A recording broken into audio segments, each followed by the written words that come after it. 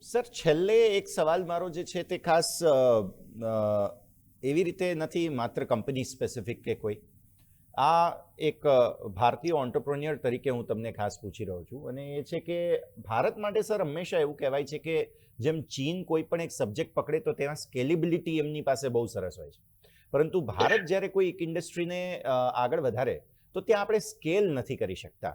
આજે પીએમ સાહેબનું જે ગઈકાલનું નિવેદન છે અને આજે જે સવારથી બહુ ચર્ચા જેની થઈ રહી છે, ઈવી પર શિફ્ટ થવાની વાત સાહેબે કરી, પણ ઈવી પર શિફ્ટ થઈએ અગર તો તેના માટેની જે એનર્જી સપ્લાય છે, શું એ સ્કેલ પર આપણે છીએ અથવા તો ત્યાં પહોંચી શકીએ એમ છીએ કે તેને સપ્લાય જે ડિમાન્ડ આવે તેને સપ્લાય પૂરો પાડી શકીએ આપણે? એક થોડું, કેમ કે આ લોકોને સવાલ થાય છે અત્યારે ફિલહાલ, તો એના માટે ખાસ આ તમને સવાલ છે. એક ગઈકાલે જ શ્રી નરેન્દ્ર મોદી સાહેબે આહવાન આપણને કર્યું કે ઈવી પર આપણે શિફ્ટ થવું જોઈએ. ગ્લોબલ આપણે સિનેરિયો જોઈ રહ્યા છે કે કોઈકની પર ડિપેન્ડન્સી કરતા આપણે પોતાની જાતને જેટલી મજબૂત તરીકેથી આગળ વધારીએ કે જેના કારણે આપણા ભવિષ્યની અંદર આવતું આપણું મોટર વ્હીકલ કે આપણી વસ્તુઓ બ્રેકડાઉન ના થાય અને આપણું કામ ચાલતું રહે, એના માટેનું એમને આહવાન કર્યું. બહુ સરસ આહવાન છે. અને એના માટે આપને કહું કે એવું જરૂરી નથી કે આપણે કોઈ પણ વસ્તુને અનાઉન્સ કરીએ અને એના માટે રાતોરાત બધું વસ્તુ ઊભી થઈ જાય. આપણો દેશ ઘણો મોટો દેશ છે. હું કાયમ જ કહું છું, બહુ મોટો દેશ છે. લોકશાહી સૌથી મોટામાં મોટી લોકશાહી આપણી છે.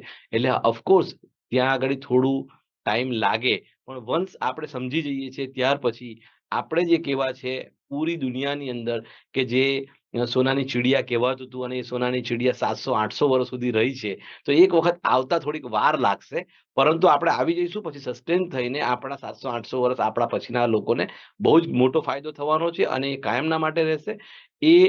એનું કારણ જ એક છે કે આપણે દરેકે દરેક નીચે સુધીનો એક એક વ્યક્તિનો ખ્યાલ રાખીએ છીએ અને દરેકે દરેક વ્યક્તિ આની અંદર જોડાય અને વસ્તુને કન્વિન્સ કરે, શીખે અને એનાથી આપણે આગળ વધીએ.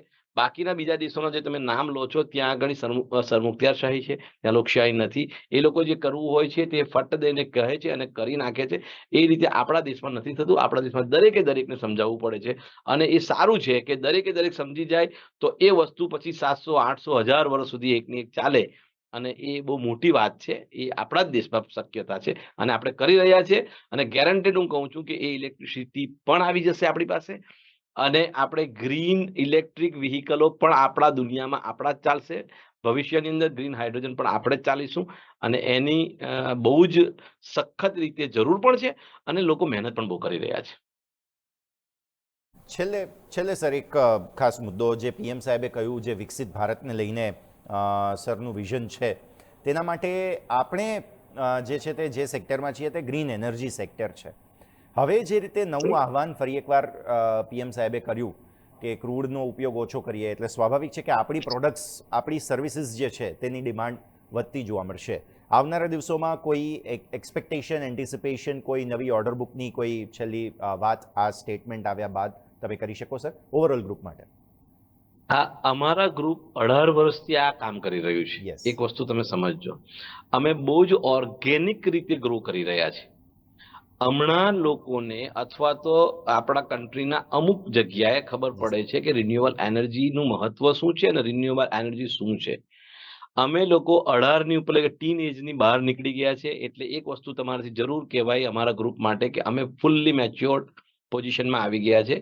અમે આજની તારીખે સોલર, વિન્ડ, એ જ રીતે ગ્રીડ, એ જ રીતે ગ્રીન હાઇડ્રોજન, એ જ રીતે બેટરી એનર્જી સ્ટોરેજ સિસ્ટમ, ઓફશોરના માટેની તૈયારીઓ, એ બધું જ અમે કરી રહ્યા છે અને ગ્રુપની અંદર ઓર્ડરની કોઈ જ કમી નથી. પહેલી સ્ટ્રેન્થ બનાવીએ છીએ અને પછી ઓર્ડરો લઈએ છીએ, તે તમને ખબર છે. આજની તારીખે પણ અમારી પાસે ઓવરઓલ જોવા જઈએ તો 4627 મેગાવોટનો order KP Green engineer KPI ગ્રીનની અંદર છે.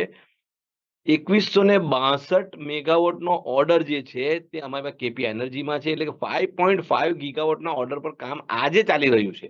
You can understand. એટલે 5 ગીગાવોટ કે 5.5 ગીગાવોટનું કામ ચાલે છે અને બીજા ઓછામાં ઓછા 15 થી 20 ગીગાવોટના ઓર્ડર્સ છે અમારી પાસે.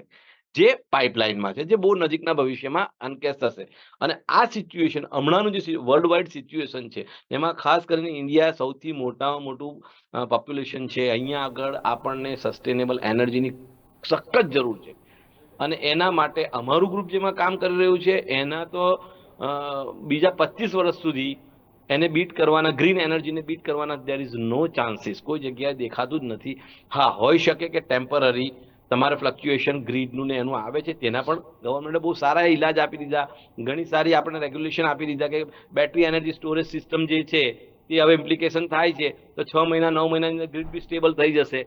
સો ધીસ ઇઝ ધ, જ્યારે પ્રશ્નો આવે છે ત્યારે એનો સોલ્યુશનો છે, અને એ સોલ્યુશનોની ઉપર આપણે કામ કરી રહ્યા છીએ. સૌથી મહત્વની વાત છે, અને હું બહુ જ ખુશ છું કે અમે લોકો જે ફિલ્ડમાં છે એ ફિલ્ડની અંદર તો 25 વર્ષ સુધી મંદીનો કોઈ જગ્યા જ નથી. તમને યાદ હોય તો કોવિડ વખતે પણ આવી જ રીતે સિચ્યુએશન આવી હતી. અમારી એ કંપની એવી હતી કે દરેકે એમ્પ્લોયમેન્ટનું કટ ઓફ કર્યું તો અમે એમ્પ્લોયમેન્ટ વધારેલું, લોકોએ પગારને ઓછા કરેલા તો અમે તે વખતે 30% ગ્રોથ આપેલો. So this is because of the product.